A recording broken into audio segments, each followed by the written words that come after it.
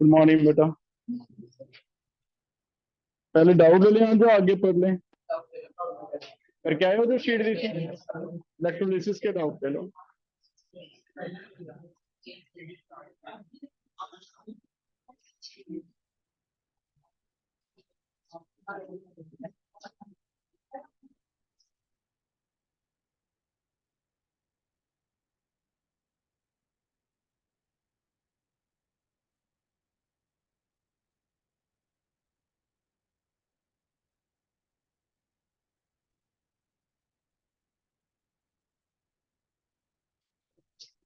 Subjective chapter उठा लें।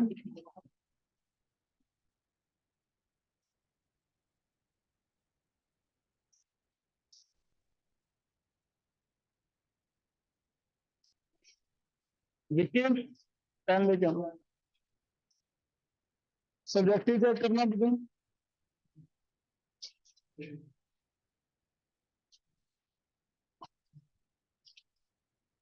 First में कोई डाउट है किसी को? क्वेश्चन नंबर फर्स्ट में।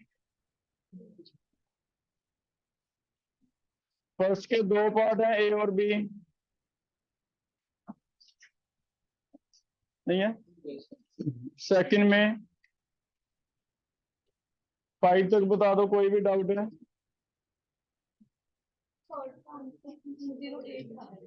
थर्ड का कोई बात नहीं। 211 दिया हुआ है ना। 100 एम्पियर 5 आवर्स। मुझे बता दो कैसे किया है, इतना तो अप्रॉक्स चल जाएगा, सब्जेक्टिव में चल जाएगा। कैसे किया ये बता दो पहले। थर्ड कोई बताना चाहता है बेटा? कौन बता रहा है थर्ड? हैंड रेज करो।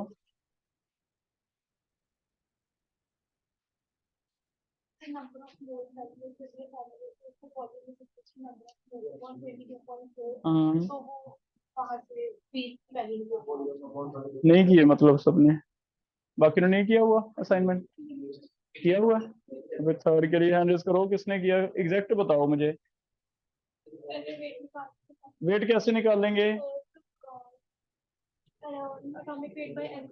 हाँ, फिराडेज फर्स्ट लॉ लिखो। थर्ड करो कॉपी पे।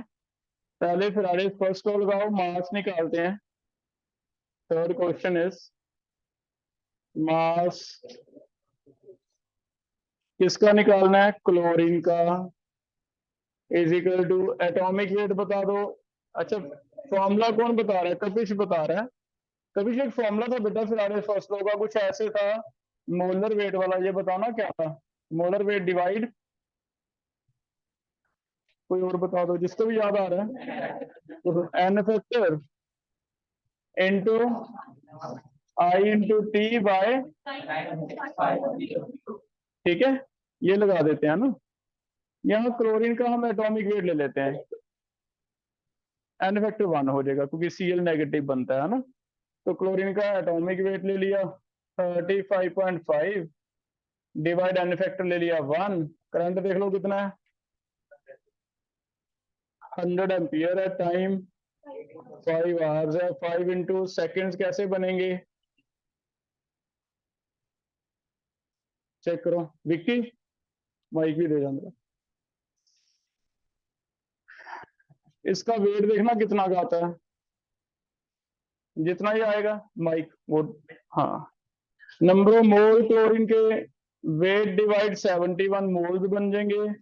वॉल्यूम एट एनटीपी या एसटीपी एक फॉर्मूला रहता था, एक मोल का वॉल्यूम कितना रहता है? 22.4। तो जितने भी मोल बनेंगे इनका कितना आएगा, है ना। करके देखो, सॉल्व कर लो। थर्ड क्वेश्चन आ रहा है आंसर 200। हाँ कोई बात नहीं, कर लो जितना आता है।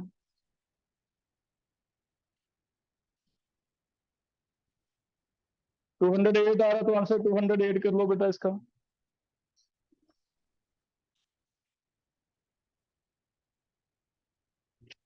208 आ रहा है। हाँ 208 कर लो, कोई बात नहीं। ये weight 35.5 into 100 into 5 into 3600 divide 71, ये कट गया 2 पे, ये कट गया 1800, 18 इंटू 5 90, 9 इंटू 10 पर 5 आ रहा है ना? नहीं, कुछ गलती है यहाँ, 96500 नहीं लगाया, डिवाइड 96500।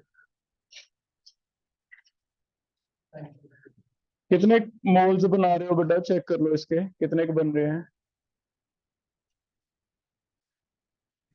इंटू 21 4 कर लेना, 209 208 अप्रोक्स जितना भी आ रहा है, 211 दिया हमें, जितना भी आ रहा है आपका आप ले लो, कोई बात नहीं, ठीक है, कर लोगे। आगे कर रहे हैं, एटॉमिक वेट कोई 35 लेके कर दिया होगा है ना, वैसे 35.5 होता है, इतना फर्क पड़ जाता है। आगे 10 तक बता दो कोई, और कौन सा बता दूं?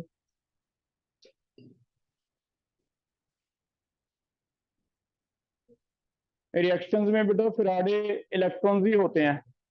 अगर किसी रिएक्शन में फैराडे पूछे जाए कितने हैं, तो उसके इलेक्ट्रॉन्स ही होते हैं। जैसे 6 क्वेश्चन में देखना, दे ही रखे 6 इलेक्ट्रॉन, 6 इलेक्ट्रॉन का मतलब कितने फैराडे हैं, 6 फैराडे। तो इलेक्ट्रॉन अगर बैलेंस करके आपसे पूछे चार्ज कितने फैराडे है, तो आपको इलेक्ट्रॉन ही बैलेंस में लिखने होते हैं, है ना। जैसे कि ये क्वेश्चन मुझे बैलेंस करके दो, 1 मोल के लिए फैराडे पूछा जा रहा है। एनिलीन का ऑक्सीडेशन है नाइट्रोबेंजीन में, number of Faraday required for 1 mole, number of Faraday required for 1 मोल। तो जितने आप इलेक्ट्रॉन निकाल दोगे बेटा, आपको अगर ऐसे पता चल जाएगी ऑक्सीडेशन या रिडक्शन बाय दिस, तो वही आपका फैराडे होगा, है ना। ट्राई कर,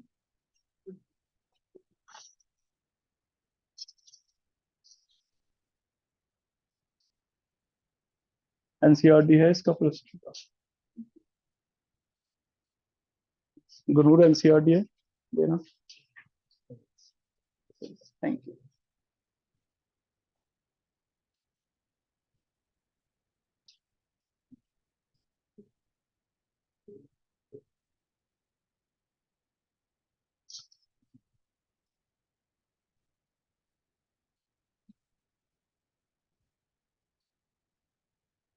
चेक करो भी कितने फैराडे आ रहा है।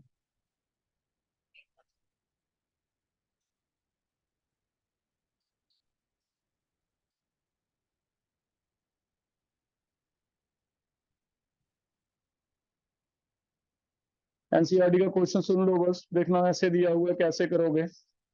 कॉपर सल्फेट 10 मिनट के लिए 1.5 एम्पियर से इलेक्ट्रोलाइज किया जा रहा है। मास ऑफ कॉपर पूछा जा रहा है, कैथोड पे कितना बना।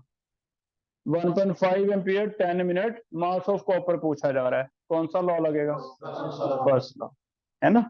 Atomic weight divide valency into current into time by 965। तो ये हमें एनसीईआरटी में दिया हुआ, सिंपल है।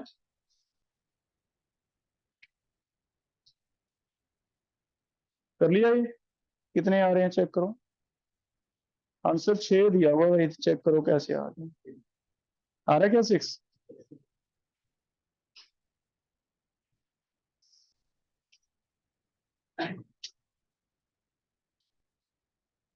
सिक्स एक्सप्लेन कर सकता है कोई, 6 कैसे आ रहा है? आंसर 6 आ रहा है, अमान्य।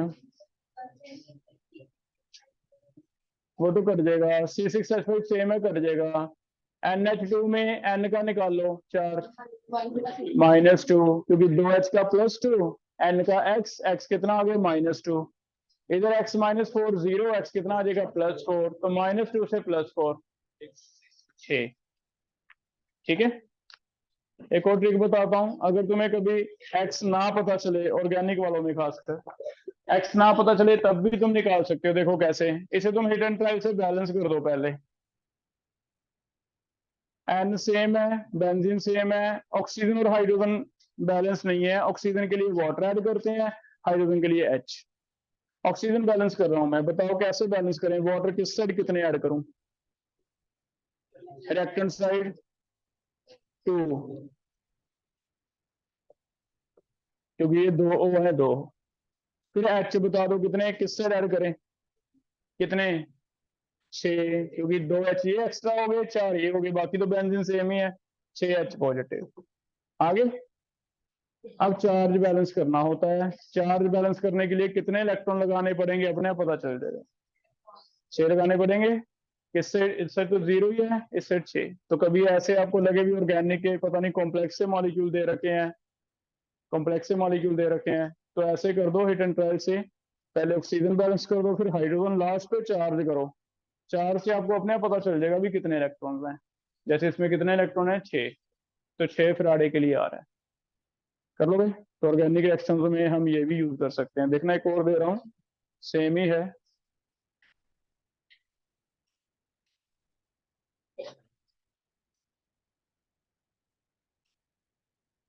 इसे अभी जो मैंने सिखाया उससे बैलेंस करते हैं। कार्बन काउंट करो कितने, कार्बन काउंट करो, H काउंट करो, O काउंट करो और बैलेंस कर दो। कार्बन लेफ्ट साइड पे बोल दो, राइट साइड पे बैलेंस्ड है। अगर कार्बन बैलेंस है तो ऑक्सीजन पे आ जाओ। ऑक्सीजन कितने लेफ्ट साइड पे, राइट साइड पे 2, कितने लगा दें, ऑक्सीजन बैलेंस हो गए। H बैलेंस कर दो। H इधर है 5 और एक 6 और 2 8, इधर है 6। अब इलेक्ट्रॉन लगा दो। तो ये कितने के लिए हो रही है, 2 फराडे के लिए हो रही है। ठीक है। तो ऑर्गेनिक वाले कभी कॉम्प्लेक्स चेन दे दे बड़ी सारी, 4 कार्बन की 5 कार्बन की, तो आप ऐसे कर दो, जरूरत नहीं एक्स निकालने की। कर लो भाई। क्लियर है बेटे।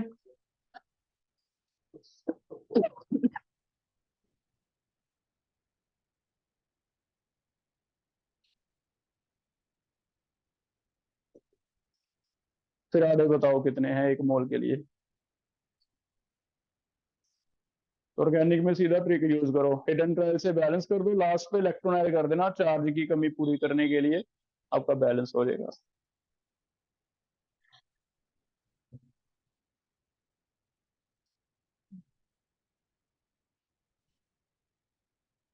कितने वाटर, वाटर बताओ पहले किस साइड, 2 वाटर लेफ्ट साइड,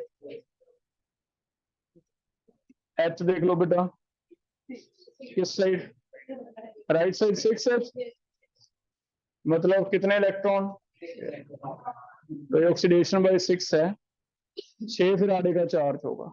ठीक है। तो ऑर्गेनिक वालों में कभी जेई या नीट में कोई कंफ्यूजन आए तो वो इस वजह से देगा ऐसे कि आपको एक्स नहीं पता चल चल रहा, कोई बात नहीं, जरूरत ही नहीं है। बैलेंस कर दो, चार्ज बैलेंस से आपको इलेक्ट्रॉन पता चल जाएंगे। तो ये 6 फराडे के लिए। ठीक है बेटा, क्लियर। आगे देखो कौन सा संबंध है शीट में।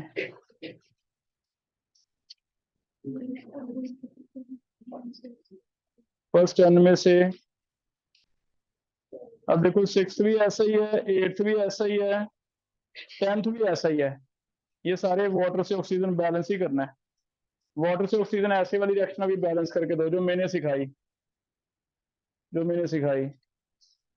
लेफ्ट साइड ए को है तो मैंने हाफ कर दिया, ओ बैलेंस हो गए। अगर ओ बैलेंस है तो लास्ट स्टेप एक ही बचा, एच। एच देख लो किस साइड कितने लगाएं, 2H पॉजिटिव, कितने फिर आ रहे, 2 फिर आ रहे। ठीक है। वैसे ही पता चल रहा था ऑक्सीजन -2 था, -2 से 0 हो गया था, ऑक्सीडेशन बाय 2 हो रही है, तो कितने फिर आ रहे, 2 फिर आ रहे। तो जरूरत ही नहीं है ना। समझ आ गया ये टॉपिक। और कुछ सब्जेक्टिव में आज ले लो, मल्टीपल कर ले लेना, तो ऐसे कर लेते हैं। सब्जेक्टिव में कोई डाउट और, मल्टीपल फिल करने पे। ये मरकरी वाला मैंने 9th आपको बता दिया था, अमेलगम वाला हो गया था। आगे बढ़ लें फिर, इलेक्ट्रोलिसिस कंप्लीट है टॉपिक। नेक्स्ट टॉपिक कर रहे हैं।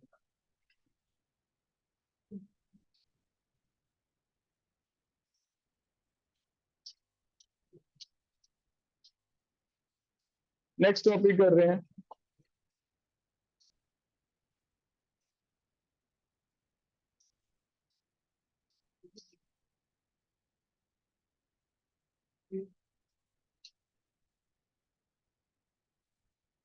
कंडक्टेंस का।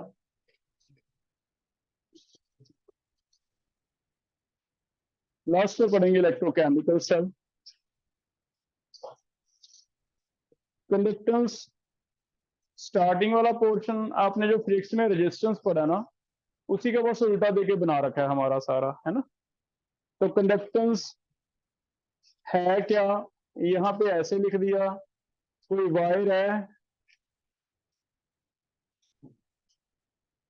वायर में कर्नल्स हैं, जैसे कॉपर की वायर है, इन्हें कहते हैं कर्नल्स, और इनके इलेक्ट्रॉन्स क्या है, फ्री। तो आपने पढ़ा होगा फिजिक्स में कि आयंस नहीं हिलते अपनी जगह से, लेकिन इलेक्ट्रॉन क्या होते हैं मेटल्स में, फ्री मूव कर सकते हैं। और ये जो इलेक्ट्रॉन्स मूव करते हैं, इन्हीं की वजह से क्या होता है, फ्लो होता है इलेक्ट्रिसिटी का। लेकिन इसमें थोड़ा सा रेजिस्टेंस आने लग जाता है, क्योंकि इलेक्ट्रॉन जब मूव करेंगे कभी कभी आयन से टकरा जाएंगे, टकराने की वजह से उनकी स्पीड स्लो हो जाएगी, जिसे कहते हैं रेजिस्टेंस। जितना ज्यादा टकराएंगे उतना ज्यादा क्या होगा, रेजिस्टेंस। तो रेजिस्टेंस का उल्टा कंडक्टेंस है। हमें यहाँ ये बताना है भी इलेक्ट्रॉन कितने की इजीली फ्लो होते हैं, उनका ईज ऑफ फ्लो जो है, ease of flow of current, उसे हम क्या नाम देते हैं, conductance. Ease of flow of current is known as conductance. कितना इजीली फ्लो होता है उसे हम कहते हैं कंडक्टेंस। और कंडक्टेंस दो तरह की है, एक ये वाली है, इसे कहते हैं मेटालिक या फिर इलेक्ट्रॉनिक। एक कंडक्टेंस बेटा हम सेल्स में भी पढ़ेंगे, जैसे अभी हमने इलेक्ट्रोलिसिस करवाई, तो इलेक्ट्रोलिसिस में सॉल्यूशन में कंडक्टेंस कैसे हो रही है देखा जाए, तो मान लो ये पॉजिटिव चार्ज था, ये नेगेटिव था, हमने NaCl डाला, तो आयंस मूव करते हैं ना, अनायन move towards anode, अनायन move towards anode, cation move towards cathode. तो ये जो सॉल्यूशन में फ्लो हो रहा है, आयंस का फ्लो हो रहा है, इसे भी हम कंडक्टेंस कहते हैं। तो कंडक्टेंस हमारे लिए यहाँ इलेक्ट्रोकेमिस्ट्री में वो दो चीजें पढ़ाना चाहता है। ये वाला पोर्शन आपने फिजिक्स में पढ़ा होता है, इसे हम ज्यादा नहीं पढ़ेंगे, इसे उसने अलग कर दिया। वो कहता है ये है मेटालिक या इलेक्ट्रॉनिक, जो वायर में से होती है, लेकिन हमें ज्यादा इंटरेस्ट इसमें है आयंस का फ्लो। हमारे लिए जो नीचे वाला कंडक्टेंस है, इसे उसने नाम दिया है इलेक्ट्रोलाइटिक, क्योंकि इलेक्ट्रोलाइट नाम दिया था ना बेटा इसे। इलेक्ट्रोलाइट में जो हो रही है, या फिर किसके द्वारा हो रही है, आयन द्वारा, आयनिक। तो हम वही फिजिक्स वाले फॉर्मूले लगा के अपने सेल्स वाला काम निकाल लेंगे। हम इनकी आयंस की कंडक्टेंस डिस्कस करेंगे, यहाँ पे इलेक्ट्रॉन की नहीं कर रहे, वायर का नहीं पढ़ रहे, हम ज्यादा सोल्यूशन का पढ़ेंगे। सोल्यूशन में कितनी कंसंट्रेशन है, कितने आयंस हैं, कम है, ज्यादा है, कंडक्टेंस किन चीजों पे डिपेंड करता है। हमारा क्वेश्चन नीचे वाला ज्यादा इंपॉर्टेंट, ठीक है। तो उसने स्टार्टिंग में ही दो तरह की कंडक्टेंस, फिजिक्स वाला पार्ट अलग कर दिया। वो कहता है मेटालिक होता है, जो वायर में होता है, जो आप फिजिक्स में पढ़ते हो, फॉर्मूले वही ले लेंगे, लेकिन ये हमें चाहिए नहीं। दूसरा कौन सा है, इलेक्ट्रोलाइटिक, जो सॉल्यूशंस में होता है, इसे आयनिक भी कहते हैं, हमें ये वाला चाहिए। इसमें हम इंटरेस्टेड हैं इसकी कनेक्शंस कब ज्यादा होएगी, कब कम होएगी, कंसंट्रेशन 1 मोलर रखें, 0.1 मोलर रखें, टेम्परेचर कम रखें, ज्यादा रखें, है ना। इसमें हम इंटरेस्टेड हैं कि सेल बनाते हुए क्या इलेक्ट्रोलाइट अच्छा रहेगा, NaCl डाल दें या KCl डाल दें, ऐसी चीज। क्लियर है। डेफिनेशन लिखो, क्या है मेटालिक या इलेक्ट्रॉनिक, कोई डिफाइन कर सकता है इसमें से? इसे देख के मैंने समझा ही दिया तुम्हें कि जो वायर में से होती है, किसके द्वारा फ्लो हो रहा है, इलेक्ट्रॉन का फ्लो, उसे क्या कहते हैं, मेटालिक या इलेक्ट्रॉनिक। तो पहले की डेफिनेशन लिखो, मेटालिक या इलेक्ट्रॉनिक क्या है, it is due to flow of electrons through metallic wire. Metallic और इलेक्ट्रॉनिक क्यों कहा जाता है, it is due to flow of electrons, किसके through, electrons through metallic wires, through metallic wires, ठीक है। इलेक्ट्रोलाइटिक या आयनिक कहते हैं। क्या चेंज होगा? फ्लो ऑफ, एक तो ये वर्ड चेंज होगा, एक वायर नहीं होंगे, सेल्स होंगे। तो बनाओ definition. It is due to flow of ion through cells. ठीक है, through cells. It is due to flow of ions due to flow of ions through cells. ठीक है, तो हम इसमें ज्यादा इंटरेस्टेड है अभी, सेल्स वाले पोर्शन। क्लियर है? दो चीजें पढ़नी है। पहले तो हम एक्सपेरिमेंटली कैलकुलेट करना सीखेंगे, लैब में जाएंगे, कैलकुलेट कर लेंगे NaCl का, KCl का, सल्फ्यूरिक एसिड का, किसका ज्यादा किसका कम। फिर सोचेंगे भी क्यों आ रहा है, उसे कहेंगे फैक्टर्स। भी HCl का ज्यादा क्यों आ रहा है, एसिडिक एसिड का कम क्यों आ रहा है, तो फिर दिमाग लगाया कि हाँ कुछ ना कुछ तो कमी है इसमें, वो है फैक्टर। तो पहले लैब में जा रहे हैं, एक्सपेरिमेंट कर रहे हैं, कैलकुलेशन कर रहे हैं, कुछ फॉर्मूले हैं जिससे आप कंडक्टेंस कैलकुलेट कर सकते हो। ठीक है, फिर कल सोचेंगे फैक्टर्स भी इसकी ज्यादा क्यों आती है। जैसे जनरली HCl की ज्यादा आती है, एसिटिक एसिड की कम आती है, कोई बता दो क्यों? स्ट्रॉन्ग, उसमें आयन ज्यादा बनते हैं, तो वो हम बाद में सोचेंगे ना, पहले कैलकुलेट करते हैं आज। ठीक है, तो देखो calculation of electrolytic conductance, calculation कैसे करते हैं। इसमें कुछ फॉर्मूले फिजिक्स के ले लिए। आपको रेजिस्टेंस का फॉर्मूला आता है, हम उसी से उठा लेंगे। रेजिस्टेंस का फॉर्मूला क्या रहता है? रो एल इंटू, कुछ ऐसे होता है, बताओ जरा। यही होता है ना, length of wire is area, है ना।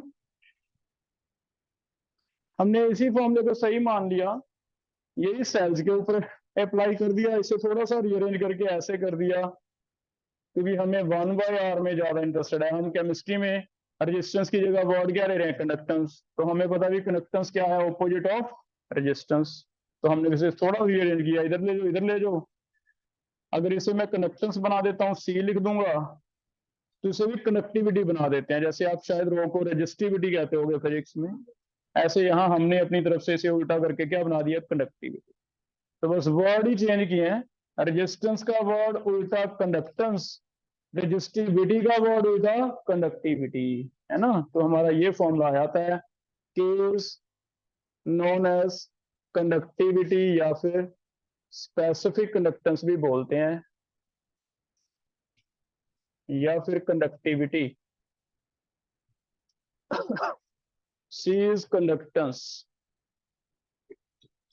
यूनिट हमने नए दे दिए, कंडक्टेंस को यूनिट नाम दे दिया कैपिटल S, सीमेंस से डिनोट करते हैं, सीमेंस, कैपिटल S। जैसे आप रेजिस्टेंस ओम में लेते हो ज्यादा, है ना, हम पर ओम भी यूज कर सकते हैं इसे, पर ओम। या फिर केमिस्ट्री में ज्यादा क्या यूज होगा? Capital S, siemens. क्लियर है?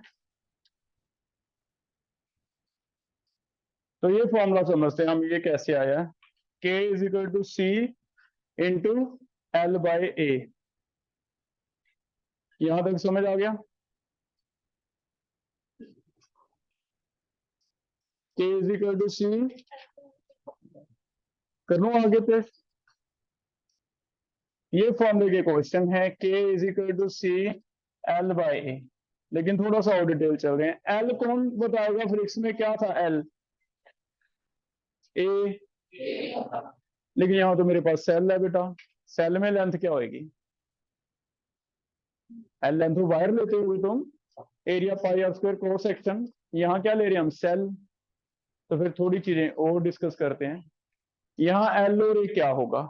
यहाँ क्या होगा? हमने फिर ऐसे इमेजिन किया कि जितना भी इलेक्ट्रोड्स के बीच में फ्लो हो रहा है, इसका इलेक्ट्रोड के बीच में, पॉजिटिव की तरफ कौन भाग रहे हैं? नेगेटिव। नेगेटिव की तरफ कौन भाग रहे हैं? पॉजिटिव। हम मानते हैं ये वाला हिस्सा, सिर्फ इतना हिस्सा, इसके अंदर अंदर कंडक्टेंस ज्यादा हो रही है, आगे पीछे जो आयंस है वो नहीं इतना फ्लो करे। डायरेक्शन फ्लो कब होगा? ये वाली जो रोड है पॉजिटिव, ये किसे खींचेगी? नेगेटिव को। इधर वाली जो रोड है नेगेटिव, ये किसे खींचेगी? पॉजिटिव को। इट मीन जो दो प्लेट्स आपने लगाई हैं, एक कैथोड एक एनोड, हमने ऐसे इमेजिन कर लिया। अभी अगर इनके बीच बीच वाला सोल्यूशन ले लें, तो ये कंडक्टर होगा। अगर इनके बीच बीच वाला सोल्यूशन है तो मान लो मैं इसे फ्रीज कर लूं, फ्रीज करके इतना इतना काट के निकाल दूं, तो ये हमारा एक कनेक्टर आ गया, ये कनेक्टर आ गया। और इस कनेक्टर के लिए लेंथ हो जाएगी, जो दो इलेक्ट्रोड्स हैं उनके बीच में डिस्टेंस लेंथ हो जाएगी। एरिया क्या हो जाएगा, एक प्लेट का जितना भी एरिया है, एरिया ऑफ क्रॉस सेक्शन, वो क्या हो जाएगा, एरिया। तो हमने केमिस्ट्री में फिजिक्स से रिलेट करने के लिए ऐसे इमेजिन किया, अभी सेल्स के अंदर रोड्स हैं, इलेक्ट्रोड्स, उनके बीच बीच आयंस फ्लो करते हैं, कोई इधर जाते हैं कोई इधर जाते हैं, वही कनेक्टेंस कर रहे हैं। ऊपर नीचे वाला लिक्विड छोड़ दिया, अभी इसे नेग्लिजिबल ले लो उसकी कनेक्टेंस, मेन कनेक्टेंस इसकी ले ली। वो जो दो प्लेट्स के बीच वाला सोल्यूशन है, अगर उसे फ्रीज करके काट ले प्लेट के साइज का, तो क्या वो एक कनेक्टर बन जाएगा आपका। और उस कनेक्टर के लिए लेंथ हो जाएगी, उस कनेक्टर के लिए एरिया हो जाएगा। एरिया तो हो जाएगा एक इलेक्ट्रोड प्लेट का एरिया, लेंथ क्या हो जाएगी, डिस्टेंस बिटवीन टू इलेक्ट्रोड्स। तो हम इसे केमिस्ट्री में ऐसे ले लेंगे, ठीक है। तो हमारे लिए क्या हो गया, length L is distance between two electrodes, cathode and anode. दो इलेक्ट्रोड तो होंगे हमेशा, एक एनोड होगा, एक क्या होगा, कैथोड, उनके बीच में, है ना। और एरिया ऑफ इलेक्ट्रोड, किसी भी इलेक्ट्रोड का एरिया ले लो, चाहे लेफ्ट साइड वाले का ले लो चाहे राइट साइड वाले का, क्रॉस सेक्शन तो उतना ही होगा। क्लियर है बेटा, हो जाएगा। तो हम इसे थोड़ा सा ऐसे चेंज कर लेते हैं, बाकी नेग्लिजिबल मान। क्लियर। हमें लेंथ ऐसे दिया जाएगा, distance between two plates is 10 centimetre, वो आप लेंथ ले लोगे। Area of one plate is 6 into 10, जो 10 इंटू 20, वो आप एरिया ले लोगे, इससे निकाल कर लोगे। सेल्स के लिए कई बार इसे ऐसे भी लिखा जाता है, सी इंटू जी स्टार। जी स्टार एक नई टर्म बना दी, जी स्टार कहा जाता है एल बाई ए को, और इसे एक नाम दे दिया हमने केमिस्ट्री में, सेल कांस्टेंट। क्योंकि ये सेल के लिए फिक्स्ड होगा। जब आपने एक सेल बना लिया, एक सेल, उसमें हमने दो प्लेट्स भी लगा दी, फिक्स कर दी, वेल्ड होक कर दी, है ना। एक को पॉजिटिव से जोड़ेंगे, एक को नेगेटिव से। सोचो कभी बैटरी देखियो बंदी होती है ऐसे, है ना, उस बैटरी में जो इलेक्ट्रोड्स लगे हुए हैं, कौन सा कभी निकालते हैं, हम अंदर ही लगे हुए हैं बैटरी के, हमारी इन्वर्टर बैटरी है, बीच में ही है सारा। आपके जो बाइक में बैटरी लगी हुई है, बीच में ही है सारा कुछ, है ना। तो बीच में उसके इलेक्ट्रोड्स हैं, वो इलेक्ट्रोड फिक्स्ड हैं, जिसकी वजह से जनरली वो कहता है भी, जनरली किसी एक सेल का जो हम लेंगे लैब में एक्सपेरिमेंट करने के लिए, उनका ये वाला हिस्सा डिस्टेंस चेंज नहीं होगा, वेल्ड कर देते हैं हम। ये पूरे का पूरा ढक्कन ना ऐसे उठाते हैं, ऐसे निकल जाता है, इसमें वेल्ड ही होती हैं प्लेट्स। अगर वेल्ड होती हैं बेटा, ये डिस्टेंस भी फिक्स होता है एल, और एरिया भी क्या रहेगा, फिक्स रहेगा, जिसकी वजह से इसे कांस्टेंट बना दिया। चीज भी कई बार तुम्हें हो सकता है सीधा ही दे दे, सेल कांस्टेंट इतना है, सेल कांस्टेंट क्या समझोगे, एल अपॉन ए, ठीक है। तो एल अपॉन ए को सेल कांस्टेंट भी कह देते हैं। अदरवाइज एल लेंथ है between anode and cathode, A area है, चाहे एनोड का ले लो चाहे किसका ले लो, कैथोड। हो जाएगा बेटा। तो पहले ये फॉर्मूला चेक करो, ये समझ आ गया कि सी 1/r भी लिख सकते हो, रेजिस्टेंस से निकल जाएगा। क्या फिजिक्स में कोई व्हीटस्टोन ब्रिज पढ़ते हो आप, उससे हम सेल का रेजिस्टेंस निकाल लेते हैं एक्सपेरिमेंटली, रेजिस्टेंस निकल जाएगा। लेंथ और एरिया तो मैंने बनाया सेल, मुझे पता है कि मैंने कितने डिस्टेंस पे वेल्ड किया है, कितना एरिया ये भी मुझे पता है। इन दोनों से क्या निकल जाएगी, स्पेसिफिक कनेक्टिविटी। तो हम स्पेसिफिक कनेक्टिविटी किसी की ऐसे निकाल सकते, हो जाएगा। तो अब देखो, मैंने कहा था हम लैब में जा रहे हैं और कैलकुलेशन सीख रहे हैं, तो लैब में गए, एक सेल उठाया जिसका एल और ए फिक्स था, सेल कांस्टेंट मुझे पता था। मैंने उस सेल को थोड़ा सा फिजिक्स वाला व्हीटस्टोन ब्रिज में यूज किया, कुछ पढ़ते हो व्हीटस्टोन ब्रिज, उससे उस सेल को लगा के क्या निकाल लिया, रेजिस्टेंस। रेजिस्टेंस से क्या आ गया, 1/r करके सी, इससे मैं क्या निकाल दूंगा, क्लियर है बेटा, बात समझ आ गई। इसी का क्वेश्चन देखो, लिखो कि आपने बताना मुझे कितना आ रहा है। इन ए cell electrodes are separated by 0.5 meter, electrodes are separated by 0.5 meter, each of area 10 centimeter square, each of area 10 centimeter square.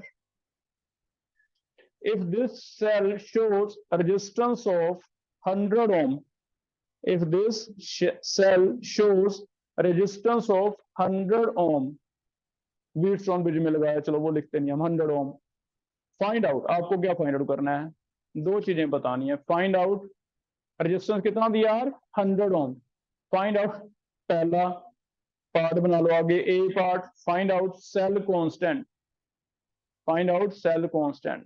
B part conductance, conductance. And C part conductivity. क्या फर्क है जब मैं बोलता हूँ कंडक्टेंस और conductivity? Conductance is C, conductivity is K, है ना। तीन चीजें फाइंड आउट करो, इंपॉर्टेंट सुन लो। 0.5 मीटर को अंडरलाइन करो, हमने सेंटीमीटर में लेना है भाई, हमें जो आगे चीज चाहिए ज्यादातर क्या चाहिए, सेंटीमीटर। तो जो 0.5 मीटर आप अंडरलाइन करके लिख लो, हमें लेंथ और एरिया किस में लेना है जनरली, सेंटीमीटर, तो उसे सेंटीमीटर में कन्वर्ट कर दो।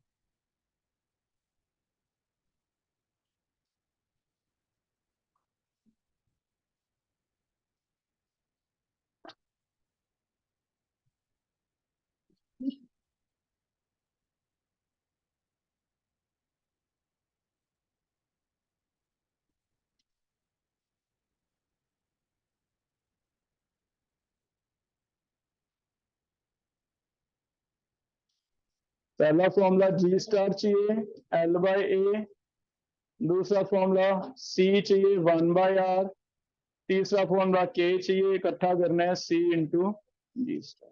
तीन फॉर्मूले लगेंगे, ठीक है।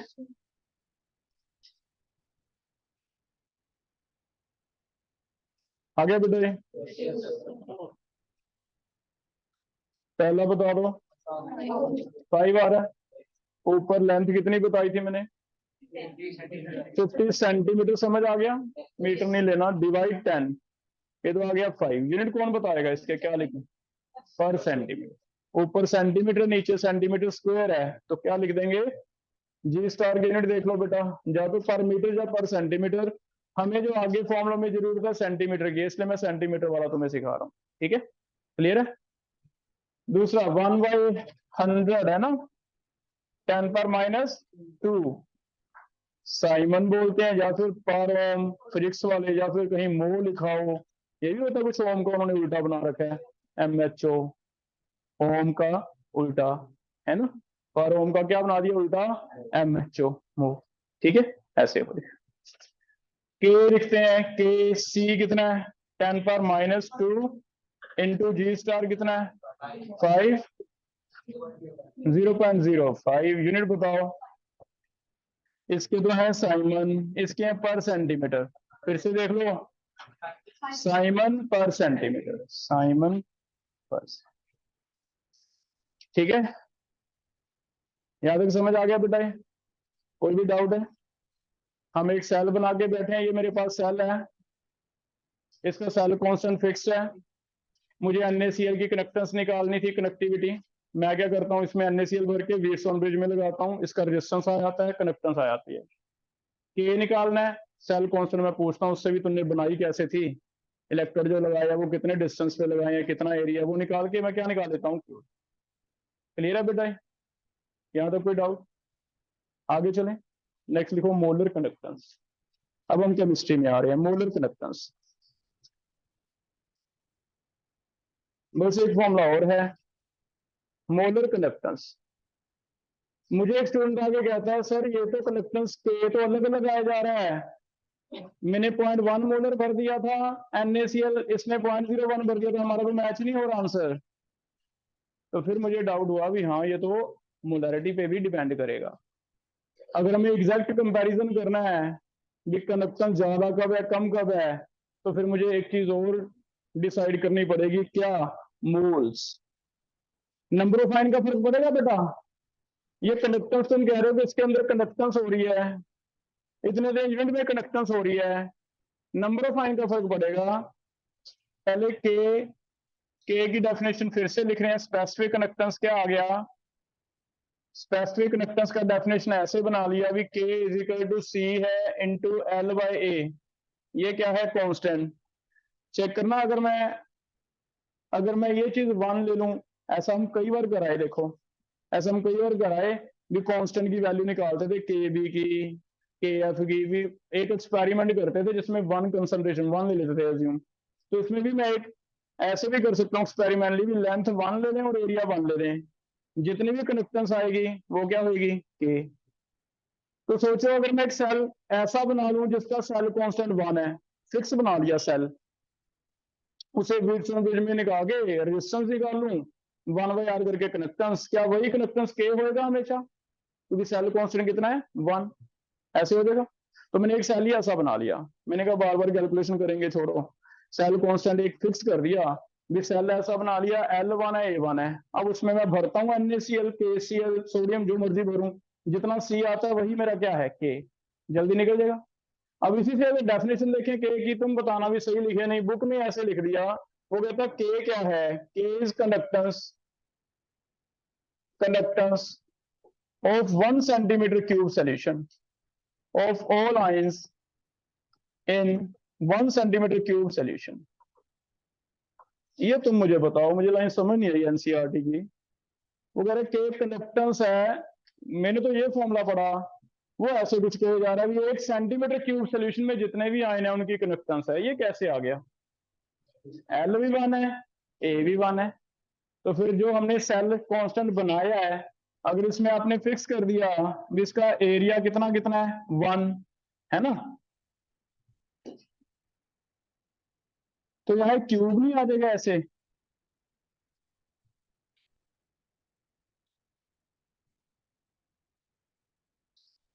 ये मान लो इलेक्ट्रोड्स हैं हमारे, एक एनोड है, एक क्या है कैथोड, ये इलेक्ट्रोड है, बीच बीच में क्या है सोल्यूशन है NaCl या कोई भी भर दिया।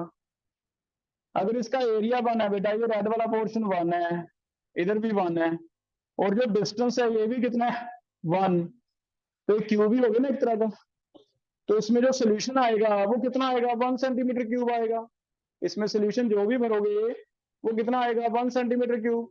इट मीन जब भी आपने सेल ऐसा बनाया भी सेल कांस्टेंट 1 है, तो हम समझ गए भी उसमें सोल्यूशन कितना भर सकते हो तुम, उससे ज्यादा नहीं भर सकते, कितना 1 सेंटीमीटर क्यूब, बात समझ आई।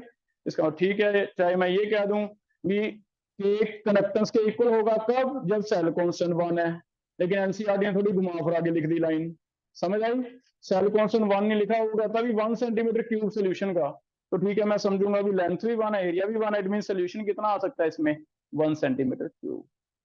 क्लियर हो गया। तो 1 सेंटीमीटर क्यूब सोल्यूशन की जितनी भी कंडक्टेंस रहती है उसे क्या कहा जाता है के, तो इसकी एक ऐसी डेफिनेशन दी। क्लियर है बेटा, कोई डाउट किसी को, बात समझ आ गई, सेल कांस्टेंट 1 का मतलब 1 सेंटीमीटर क्यूब।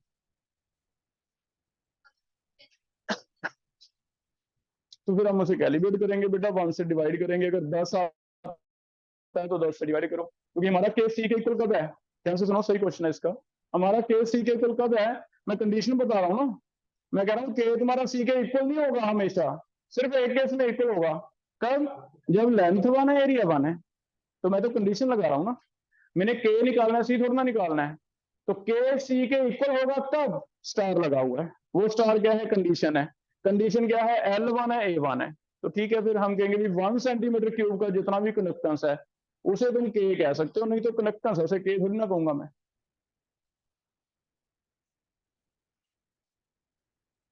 लेंथ हो वो तो फिर कट ही गया ना बेटा। हम आयन की बात करेंगे, रेशो है ना, वो तो ऐसे है ना कि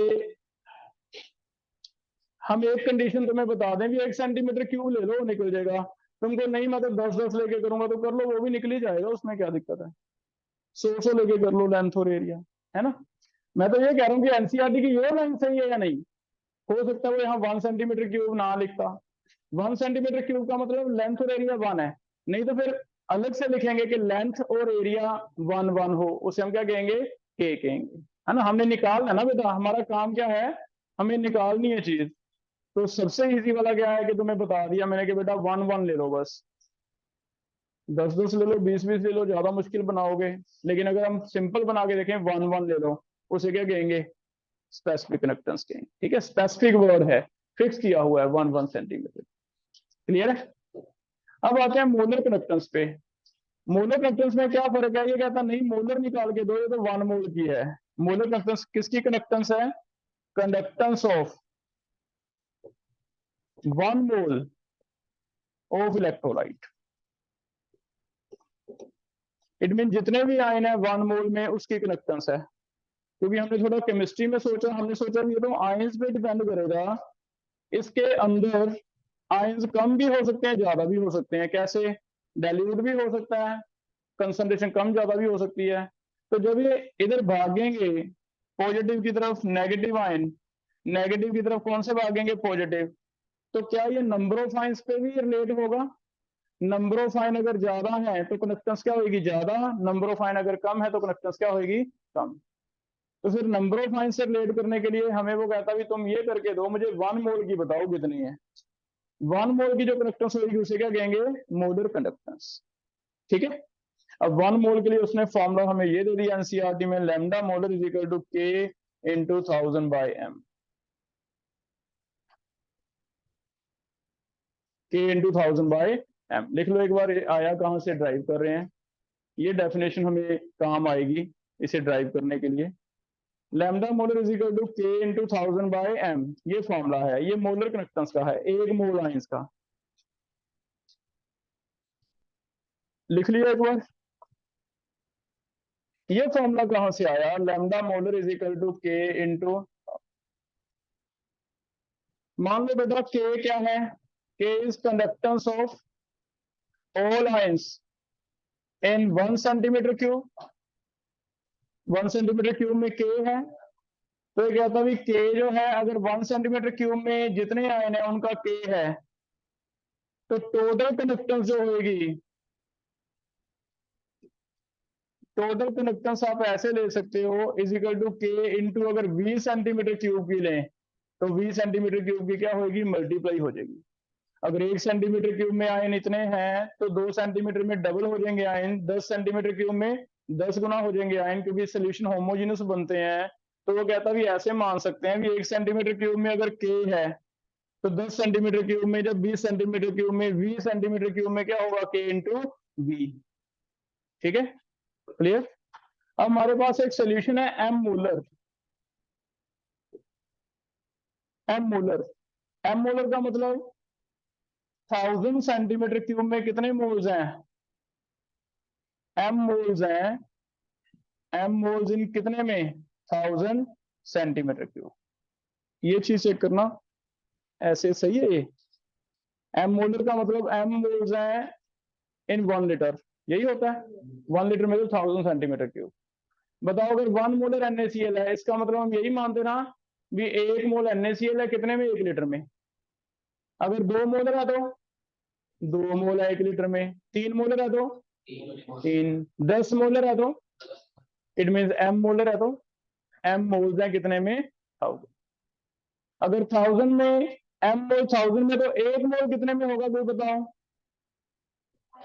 1000/m में।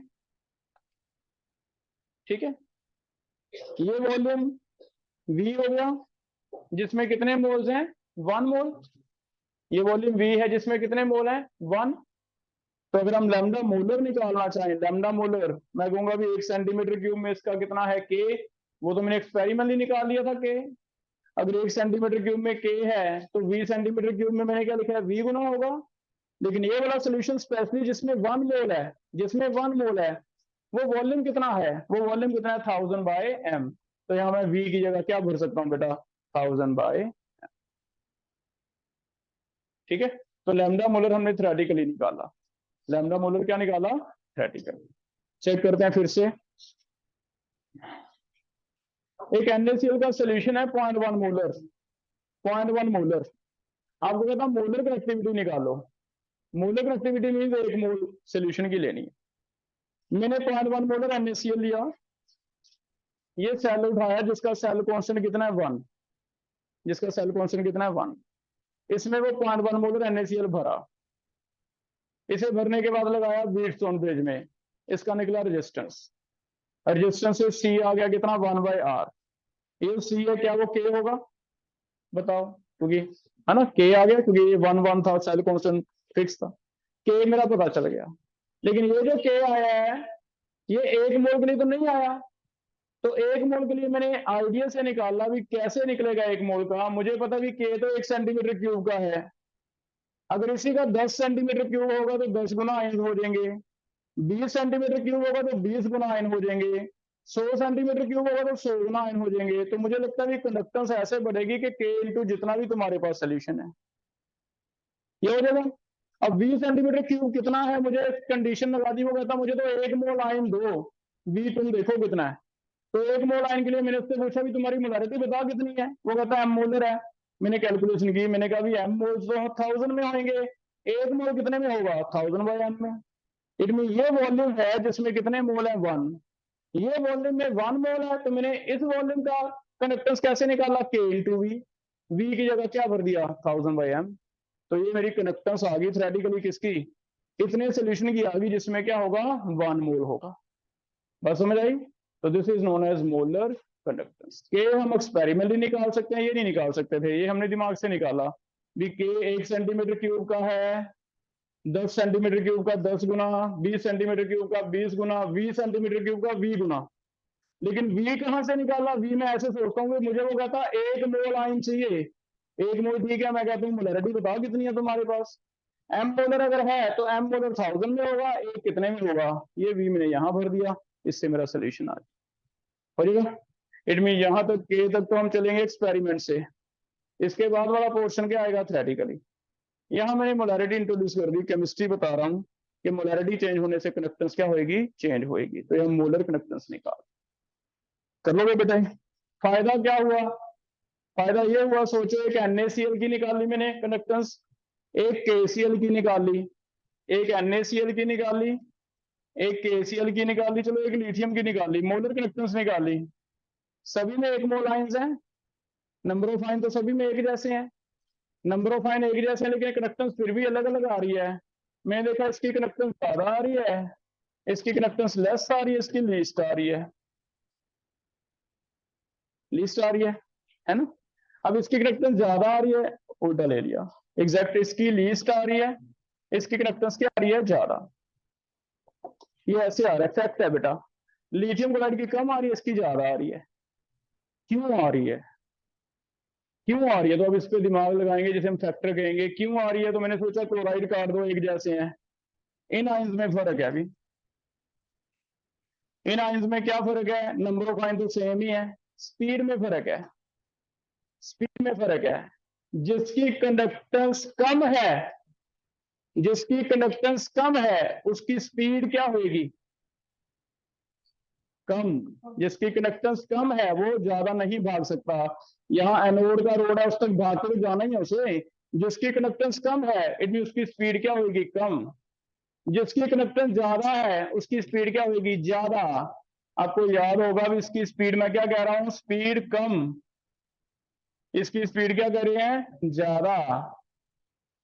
ये कहीं टॉपिक आता था आयनिक मोबिलिटी, किसकी आयनिक मोबिलिटी कम है किसकी ज्यादा है, तो हम +1 में करते थे। लिथियम छोटा साइज है, लिथियम छोटा साइज है, लेकिन पता नहीं क्यों ये पीछे रह जाता है भागते हुए, पोटाशियम आगे निकल जाता है। एक्वस में आयनिक मोबिलिटी ये आती है, किसी को याद आ रहा हो टॉपिक, हाँ किसकी ज्यादा होती है हाइड्रेशन, लिथियम की। तो हमने पढ़ा था भी लिथियम के अराउंड जो घेरा बनेगा वाटर का वो बहुत बड़ा बन जाता है, इसके अराउंड नंबर ऑफ वाटर क्या होते हैं ज्यादा, क्योंकि साइज छोटा होने की वजह से हाइड्रेशन क्या है ज्यादा। हाइड्रेशन ज्यादा होने की वजह से हमने इसे ऐसे एक्सप्लेन किया था भी लिथियम के अराउंड कई सर्कल बन गए पानी के, जिसकी वजह से लिथियम का खुद का साइज तो छोटा था, लेकिन जब वो पानी में भागेगा वो अकेला नहीं भागेगा, उसके अराउंड पूरे का पूरा घेरा भागेगा। तो याद आ गया वहां हाइड्रेशन एनर्जी करते थे। वहां मैंने सीधा यहां से स्टार्ट किया था भी आयनिक मोबिलिटी या स्पीड है तो लिथियम छोटा, लेकिन ये स्लो क्यों भागता है। तो फिर हमने बताया था भी लिथियम की हाइड्रेशन ज्यादा है क्योंकि साइज छोटा है, हाइड्रेशन ज्यादा होने की वजह से जो घेरे डाले हैं आसपास पानी ने वो ज्यादा डाले हैं, जिसकी वजह से हम एक्सप्लेन करते थे। लेकिन वो आयनिक मोबिलिटी निकला था होगा ना कहीं से फैक्ट, वो सारा किसने बताया बेटा, ये जो आज हमने टॉपिक पढ़ा है।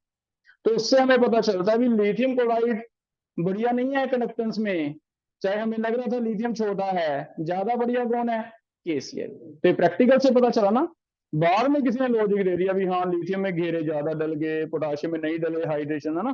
तो वो जो मैंने पहले बताया वो फैक्टर्स पे आएंगे हम। तो पहला काम है आज हम ये निकालेंगे लैम्डा मोलर NaCl का, KCl का अलग अलग, फिर इनके फैक्टर डिसाइड करेंगे भी लिथियम की कम क्यों आ गई, सोडियम की ज्यादा क्यों आ गई, क्या रीजन है, उन्हें कहेंगे फैक्टर्स। हो जाएगा इतना क्लियर।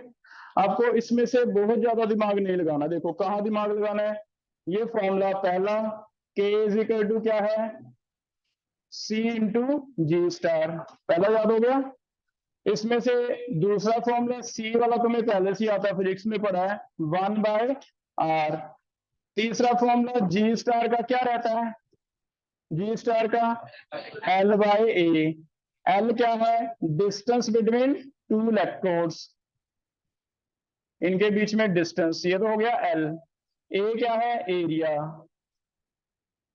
ये याद रखना है। और चौथा कि कितने की सोल्यूशन कंडक्टेंस है, 1 सेंटीमीटर क्यूब की, जितने भी आयंस हैं इन 1 सेंटीमीटर क्यूब, उनकी कंडक्टेंस को हम क्या कहते हैं, के कंडक्टेंस के इक्वल हो जाएगा। ये हम यहां तक एक्सपेरिमेंट नहीं करेंगे, यहां तक एक्सपेरिमेंट नहीं। इसके बाद हम आगे 1 मोल की बताओ, अगर 1 मोल की समझे तो उसके लिए मोलर कंडक्टेंस आ गई, मोलर कंडक्टेंस क्या हो गई, K इंटू 1000/m।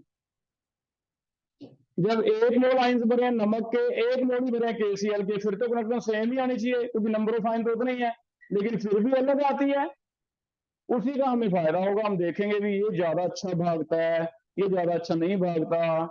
HCl का 1 मोल और एसिटिक एसिड का 1 मोल, किसकी कंडक्टेंस ज्यादा आएगी यहाँ पे, HCl की। तो हम उसका रीजन देंगे भी HCl के आयन जल्दी टूट जाते हैं, एसिटिक एसिड के आयन जल्दी नहीं टूटते होंगे। तो ऐसे पहले हम कैलकुलेशन से फैक्ट देखेंगे भी है किसका HCl का ज्यादा आ रहा है एसिटिक एसिड का, कल हम उसके लॉजिक देंगे भी फैक्टर ये बन सकता है भी इसमें तो ये स्ट्रॉन्ग एसिड है, वीक है, इसमें हाइड्रेशन ज्यादा, इसमें कम है, तो फैक्टर आ। क्लियर है। तो आज का पार्ट है कि हम सभी की कैलकुलेट करके रख लें, लिथियम क्लोराइड की, सोडियम की, पोटाशियम की, HCl की, एसिटिक एसिड की, फिर कल कंपैरिजन करेंगे भी इसकी ज्यादा आती थी, इसकी कम क्यों आती थी, उसे क्या कहेंगे, फैक्टर्स। क्लियर है बेटा। तो ये देखो लैब में जाने वाला काम हमारा हो गया।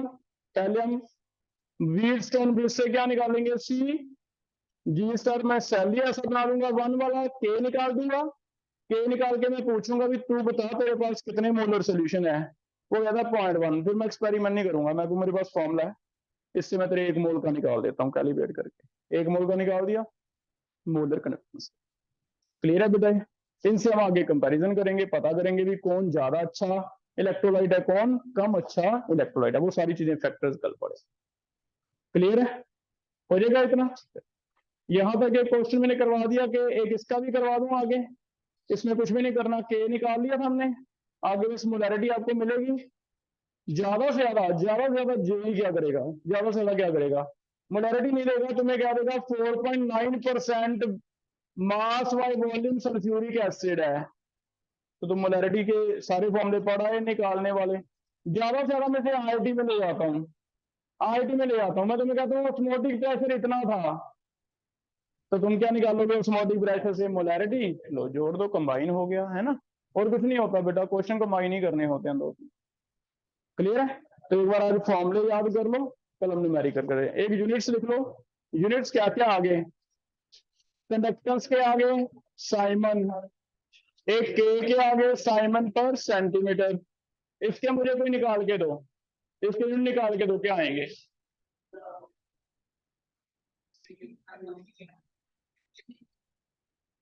साइमन, इसके लिख दिए बेटा, के लिख दिए साइमन पर सेंटीमीटर इनटू 1000 कांस्टेंट ही है, मोलैरिटी के क्या यूनिट पढ़ते हो आप,